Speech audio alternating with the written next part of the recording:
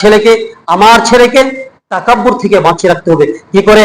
আজকে যখন কোন ব্যক্তির কাছে কিছু নোট, কিছু যখন টাকা পয়সা হয়ে যায়, তখন তার ছেলের এতটাই তাকাব্বুর হয়ে যায়, আলেমকে আলেম মনে করে না, বয়স্ক মানুষকে বয়স্ক মানুষ মনে করে না, নিজের কাকাকে কাকা মনে করে না, সে কাউকে কিছু ক্যারিয়ারই করে না, কাউকে কিছু মনে করে না, এত সে তাকাব্বুর তার মধ্যে প্রবেশ করে। লুকমান হাকিম তার ছেলেকে বলছে, ওয়ালা তামশি ফিল আরদি মারাহা ইন্নাল্লাহা লা ইউহিব্বু কুল্লা মুখতালিন ফখুর ওয়ালা তামশি ফিল আরদি খাত্তাকা লিন-নাস। তিনি বলছে, জমিনে তুমি মুখ ফুলিয়ে তাকাব্বুর করে গর্ব করে তুমি দুনিয়াতে চলাফেরা করবে না, কারণ এই গর্বকারীকে আল্লাহ সুবহানাহু ওয়া তাআলা পছন্দ করেন না। সূরা অন্য জায়গাতে আল্লাহ সুবহানাহু ওয়া তাআলা তিনি বলছেন, ওয়ালা তামশি ফিল আরদি মারাহা, জমিনে তুমি তাকাব্বুর করে ফখর করে চলাফেরা করো না।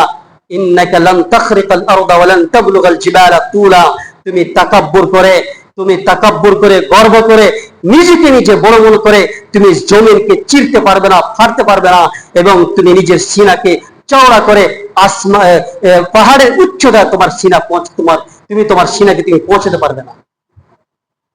আজকে আমাদের কাছে যখন কোন ব্যক্তির কাছে টাকা পয়সা বা কিছু যখন চলে আসে, তখন তার গর্বের অভাব থাকে না, তার মধ্যে তাকাব্বুরের অভাব থাকে না। আমরা যেন কখনো তাকাব্বুরি না হয়।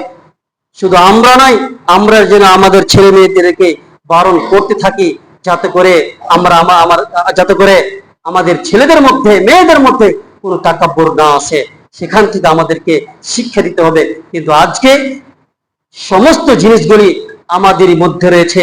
মনে রাখবেন, আপনার ছেলে শুধু আপনি যে মুখ দিয়ে বলবেন আর শিখবেন, জি না, আপনার ছেলে আপনাকে দেখে শিখবে।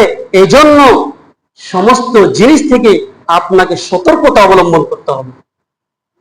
আপনি যদি বেঁচে থাকেন, আপনি যদি ভদ্রতা অবলম্বন করেন, আপনি যদি সত্য কথা বলেন, আপনি যদি হারাম ইনকাম থেকে বেঁচে থাকেন, আপনি যদি তাকাব্বুর না করেন, আপনার ছেলেটা ছোট থেকে আপনাকে দেখতে আছে যে আমার আব্বা কেমন, সে অন্যের সামনে, অন্য ব্যক্তির সামনে আলোচনা করবে না, আমার আব্বা কখনো সুদ ঘুষের লেনদেন করে না, আমার আব্বা কখনো হারাম রেজা ইনকাম করে না, আমার আব্বা কখনো তাকাব্বুর করে না, আমার আব্বা কখনো কাউকে ফাহিশভাবে গালিগালাজ করে না, আমার আব্বা কখনো মিথ্যা কথা বলে না।